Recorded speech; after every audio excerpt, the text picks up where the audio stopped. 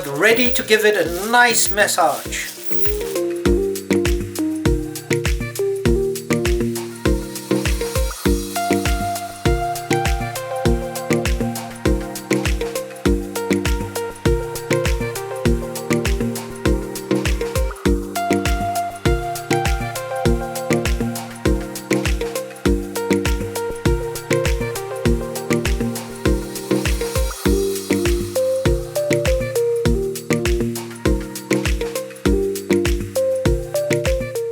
I'm really excited to be making a tagine. Every time I make a tagine, it takes me way back into history, into the Abbasid Caliphate and the golden age of the Arab Empire. Such a wonderful vessel that goes back all the time, perhaps to the time of Christ. And you know what? Every time I cook this, I can imagine that 2,000 years ago, somewhere in Bethlehem, families were eating this. And the flavors are very much like the flavors that we get at Christmas. It's a sweet lamb tagine, and it's usually cooked during festivities, like weddings, perhaps Eid al-Fitr. But I think the Christians in the Middle East would also have a tradition of sweet and savory meals like this, that celebrate the amazing spices that ran along that spice route.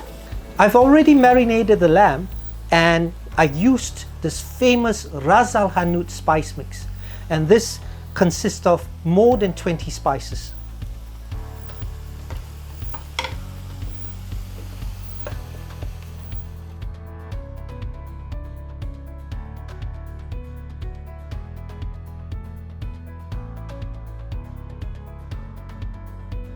In Morocco, they would either let it continue to cook by just putting on its cover on the stovetop, or more amazingly, they would put it into a huge clay oven and let it cook gently for 2 hours.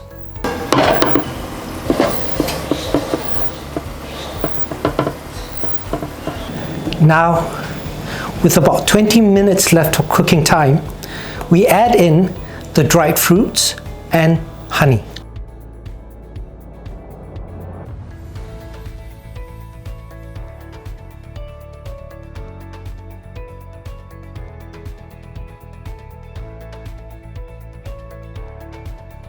We want the fruits completely coated with that wonderful tagine Ras Al Hanout sauce. Wonderful thing about cooking in a clay vessel is that the moisture and the aromas are trapped within the vessel, and it really infuses whatever you cook in it with a lot of flavor. So even though this is a Moroccan dish, I think this would fit on any Christmas table. So this is going to go back into the oven for another 20 minutes.